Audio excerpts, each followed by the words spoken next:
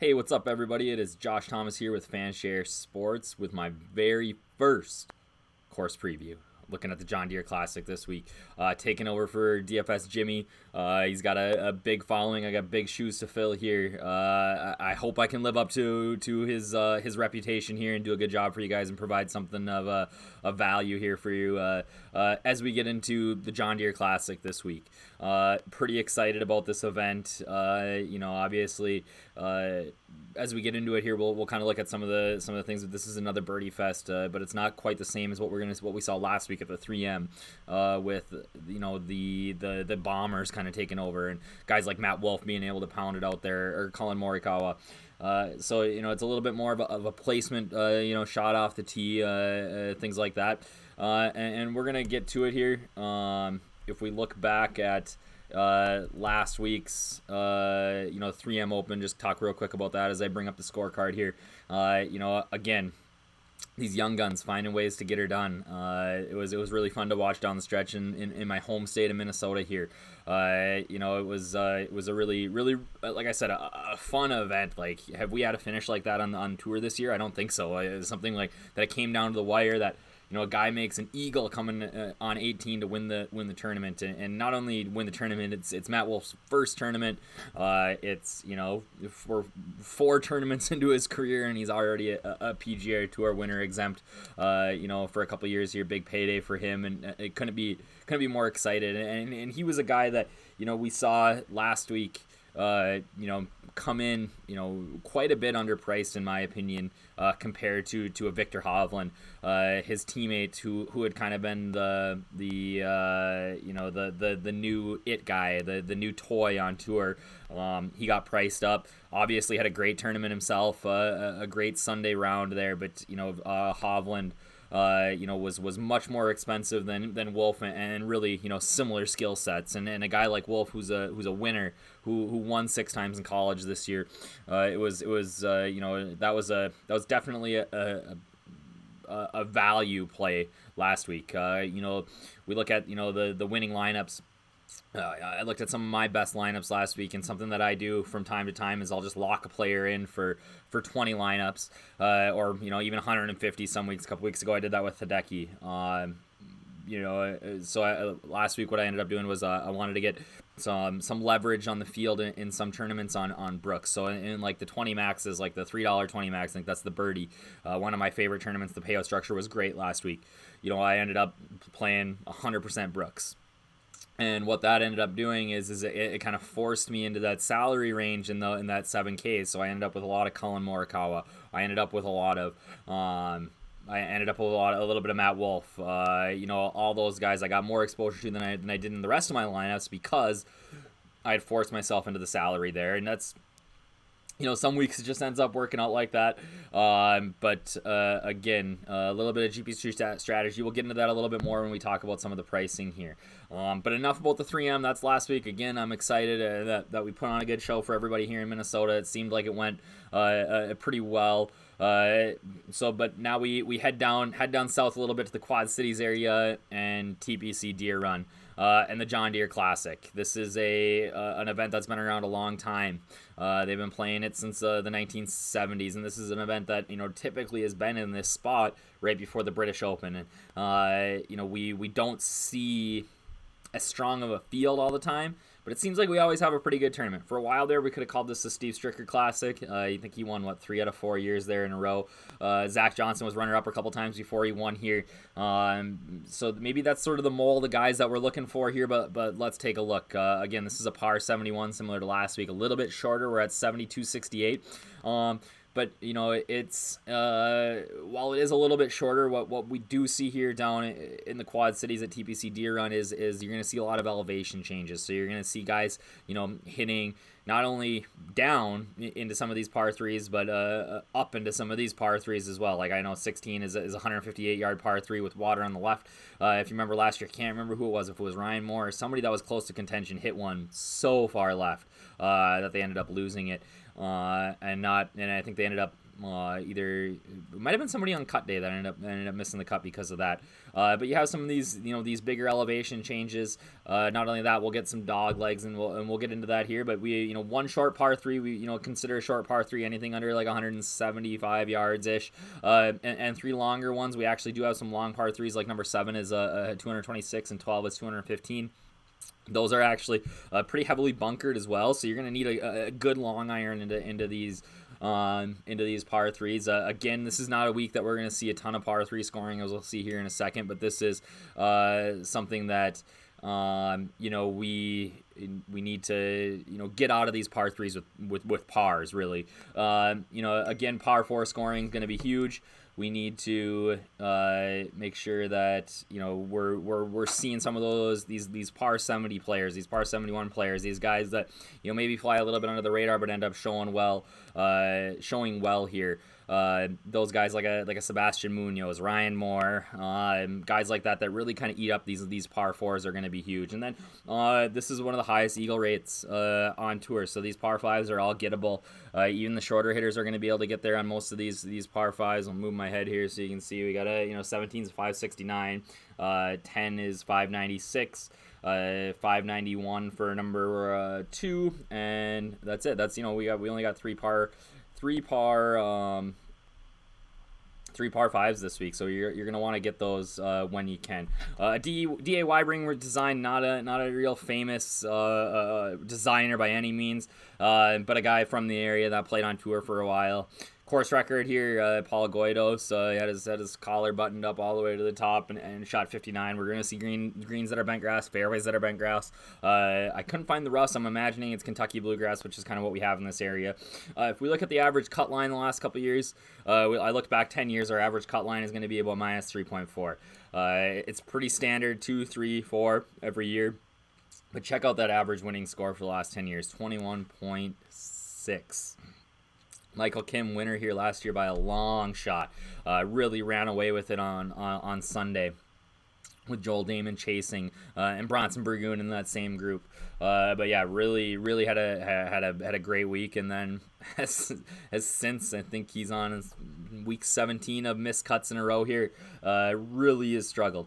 That's not necessarily what we see here all the time, but it is something to keep in mind that some of these unheralded guys can really come and find their game, and if they get hot, we could get a guy, especially in GPP again this week, that we see a 2-3% winner, and that's what we're going to try to help you find here with some of this info on the card. So the average score, just average for everybody, is 1.68 strokes below par. That makes it the third easiest course on tour, at least in the database of courses that they play, at least every couple of years here.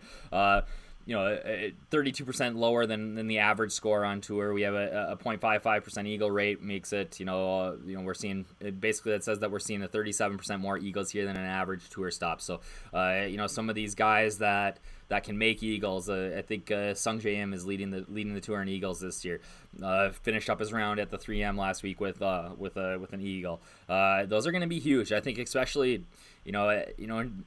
points add up as we go along, and we'll talk about it with bogeys here in a second. But those eagles, that's huge. Not even just in showdown, in 4-day too. That's you look at some of the scores of guys. That's the difference between a 135 and a 127 at one of these birdie fests. So we can see we maybe looking at targeting guys that do have that eagle. We have a high birdie rate here, 27% more birdies on average than a regular tour stop.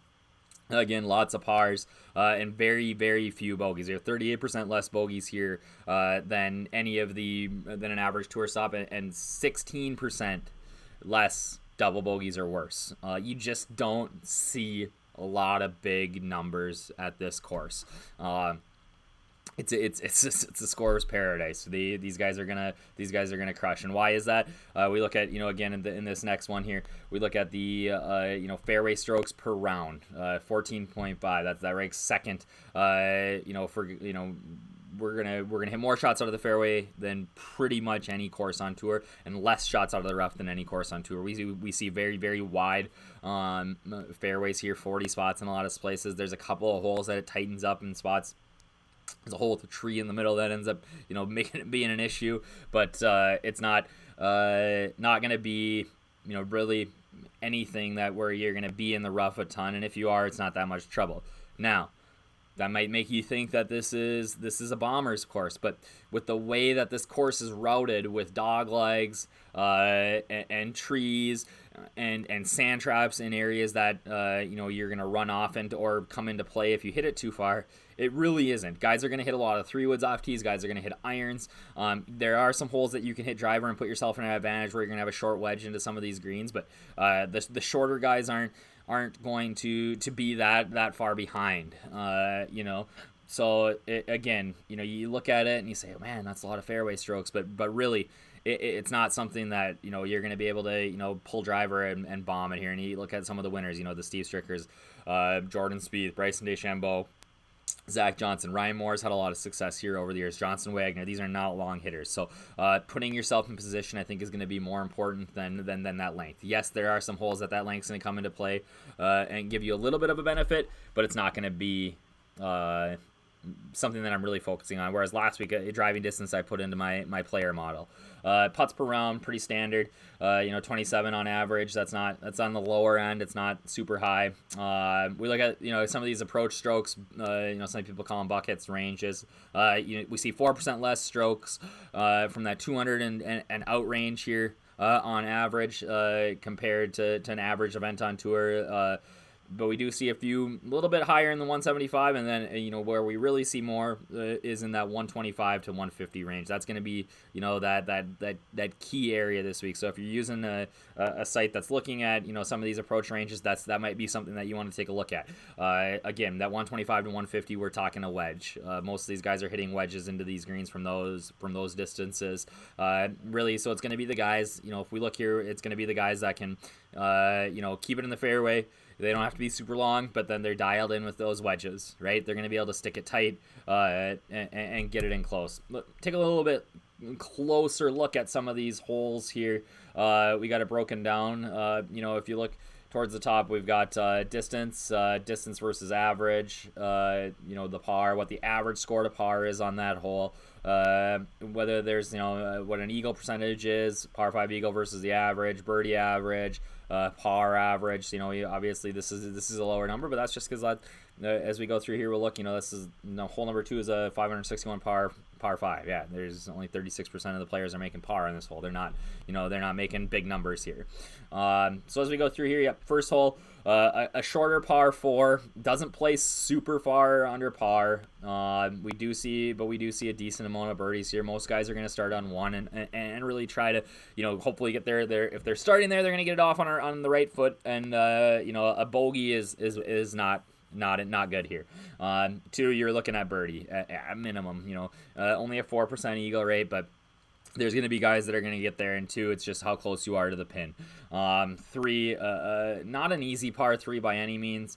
I think, let me see, this is maybe the easiest on the course. Nope, this is the second hardest on the course, actually. Just plays a little bit over par. We're not seeing very many birdies here, as we will. I don't think anything is about a 13% birdie rate on all the par 3s. That's the lowest. That's not very, just a little bit higher than average, but not. It's a standard par 3. We're going to see lots of pars here. Guys are going to hopefully get out of there with pars. A little bit longer par 4. Hole number 4. It's going to play just a smidge under par. Hopefully you can see some birdies here, but you're not going to see a ton. And then we're going to get into a stretch here that I think you're going to maybe looking at hopefully getting some birdie streaks. You got a couple of par 4s here in a row that are on the shorter end, and a little bit longer par 3, but not a crazy one. So 367 yard par 4. It's not necessarily drivable. I think a lot of guys will end up playing a 3-wood or a 3-iron so that they have 100 yards into this pin. I think it's a dog leg right. But you're not going to see guys bomb it out there. But we do have a 22% birdie rate, so guys are going to be able to get it there close and stick it. Hopefully, stick it tight. These greens are big. They're going to be fairly easy to hit. It's putting yourself on the right level in the right position, likely under the hole. That's going to benefit you here. 226-yard par 3 standard. Not going to see a lot of birdies. Hole number 8, we should see some birdies here. It's going to be one of the easier holes on the front. You're going to want to bank one here, because when you come in at number 9, we talk about John Deere being a cupcake course, but hole number 9 is difficult. It's one in the top 9% longest on tour for a par 4. It's 503 yards. Plays 0.2 strokes over par. Makes it one of the harder holes on tour for the year. We have the lowest birdie rate of any of the par 4s on besides number 18. So really, we have 2 tough holes at the end of our rounds. If you can get out of here with par, you're thanking yourself, But then we start the turn on really the easiest hole on the course, 596-yard par 5. So if you're starting on 10, you want to bank some, you want to get something built up here. We're looking at birdies or eagles, 37% birdie rate. Easy par 5, not something that's going to be crazy. We'll see some eagles here. Again, par is bogey on these holes for guys. You can't make par here. You really, unless we see some weather or wind or something like that later in the week that really looks like it's going to be an issue, you can't make par in these par 5s if you want to be in contention. Hole 11, 432, not super long for a par 4. Decent birdie rate there. We got 20%, a little bit 47% higher than average.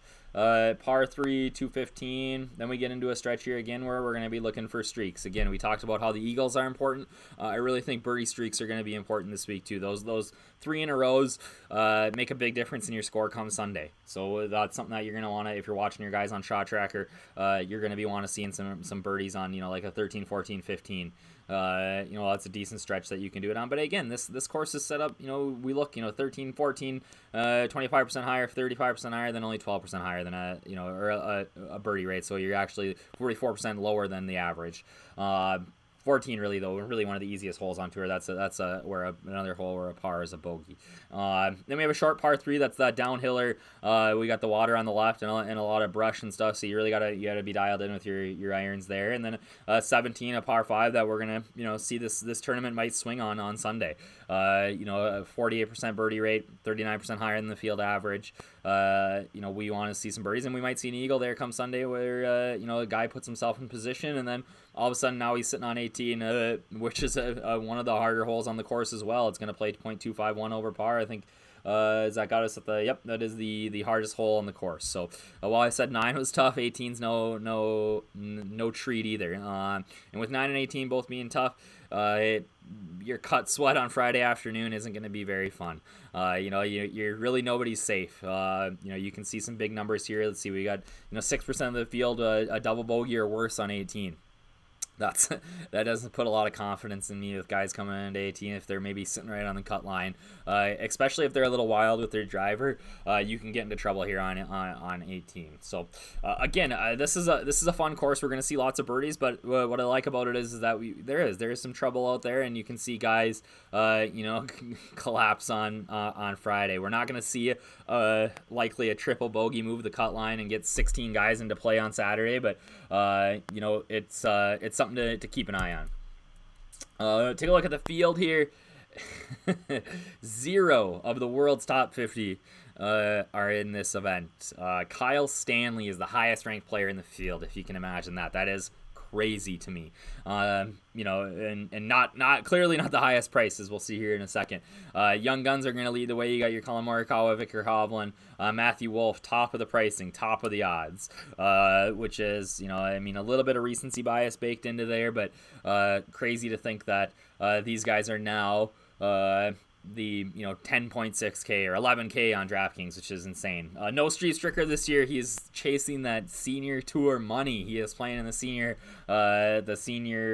Players Championship. So disappointed we won't see Steve Stricker, but we do have Mr. John Deere himself, Zach Johnson, in the field, coming in on some maybe a little shaky form, but a guy that I think that we can jump on while everybody kind of flocks to these flavor of the weeks and just kind of go with old steady ZJ this week. Definitely a good option. And the other thing to take note of is that the winner gets into the Open. That's a big deal for some of these guys. It seems like almost every year, because of the strength of the field, guys that are in the Open don't necessarily always play this event. So getting into the Open is the Open Championship over at Royal Portrush the following week is going to be a huge deal.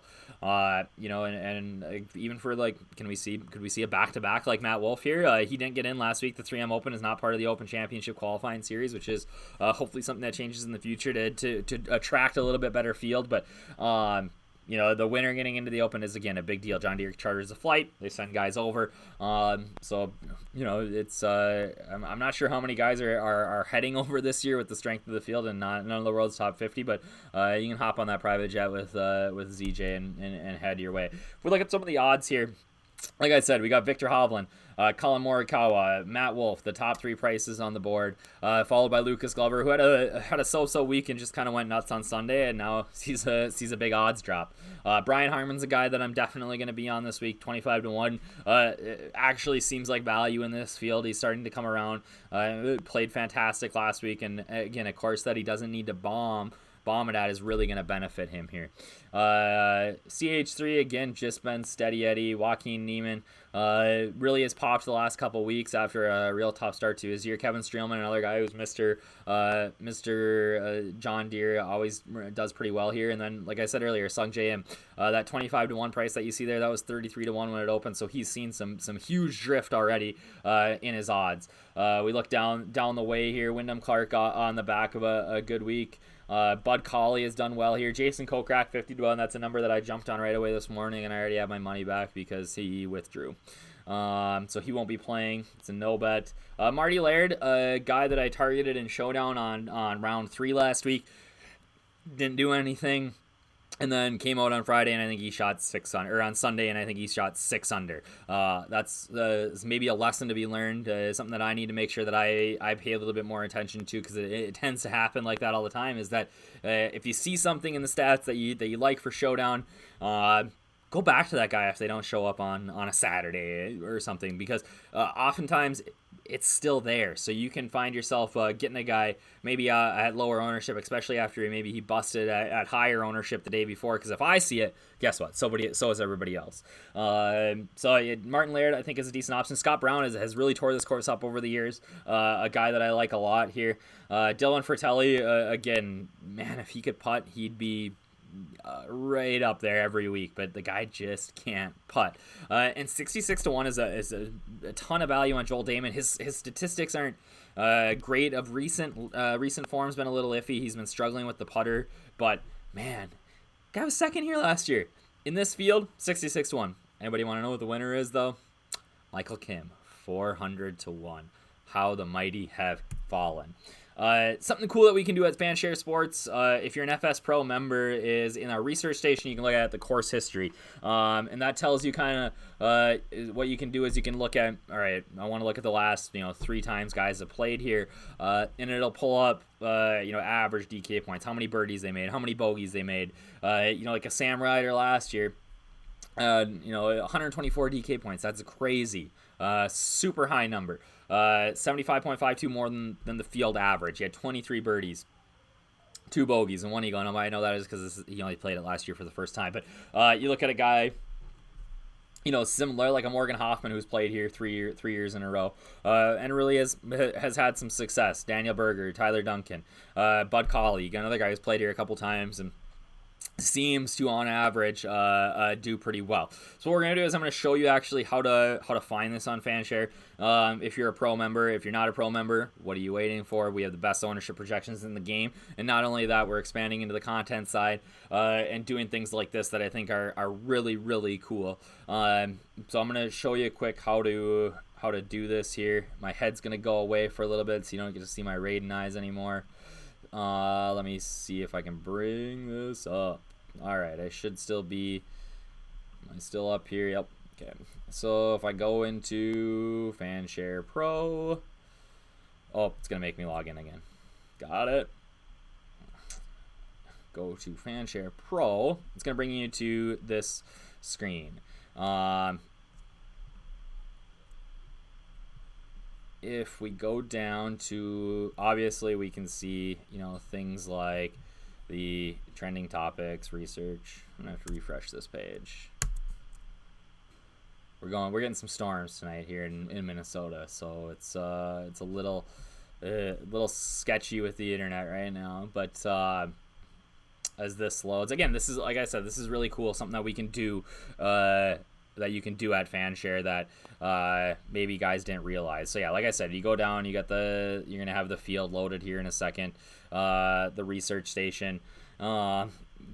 So again, you can select all these things for the pool. We can look at the tags. Let's see what loads up here for tags. I want to see who's getting the buzz right now. Click on the research section.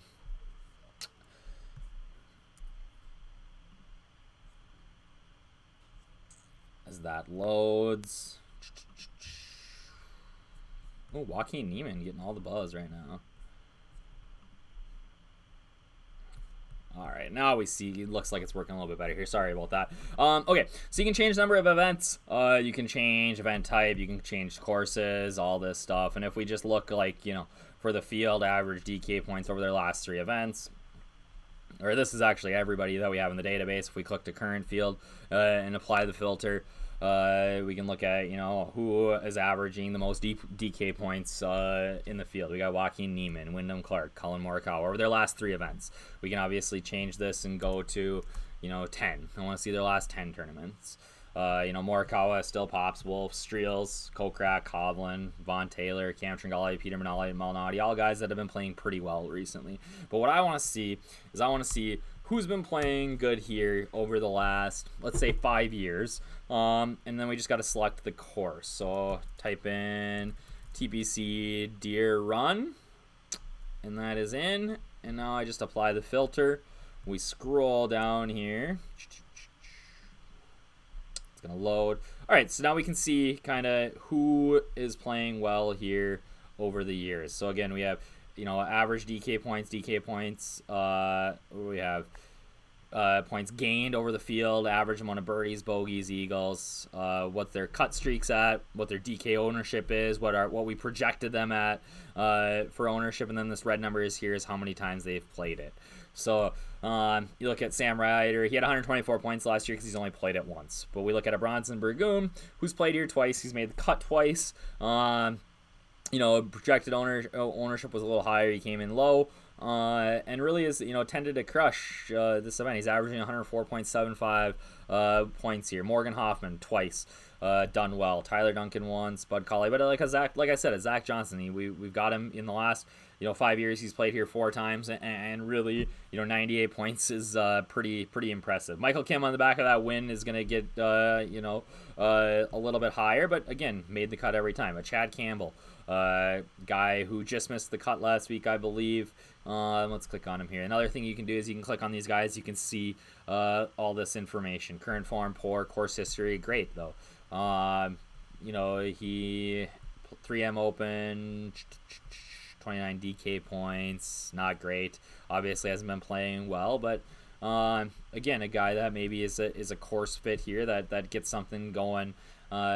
Seems to have been that guy over his career. So, again, it's something cool that we do. We can go by number of events. We can go by season, aggregate by events. So you can mess around with this. You can look at all sorts of different things. Who's making birdies? Who's doing stuff like this? And this is all in one place that you can see by being a member of Fanshare Pro. Something that I think that definitely everybody should be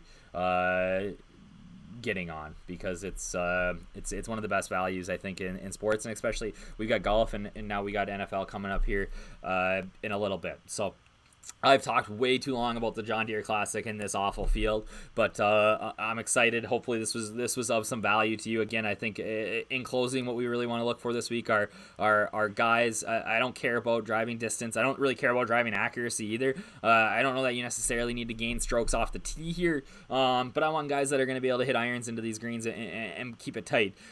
Good bent grass putters are always a benefit. I think it's not something that I definitely target all the time, but I think that we've seen guys get hot with the putter here in the past and do well.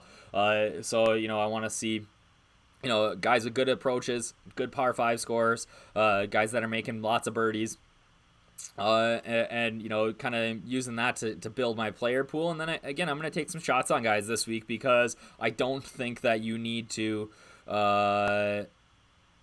need to do anything crazy. I mean, I think you could do something crazy here because, like I said, we've seen winners like Michael Kim here in the past, or you go back 15 years and you got a Jonathan Bird.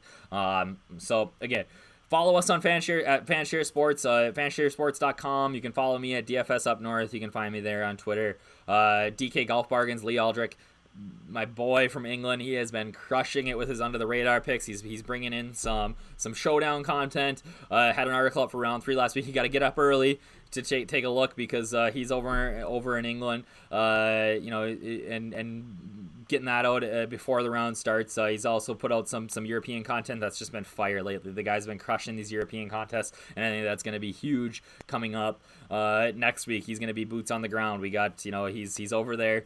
He knows what's going on with the weather and things like that. So I'm excited for the Open Championship next week. So again, this is Josh Thomas. You can find me at DFS Up North. I appreciate you checking this out.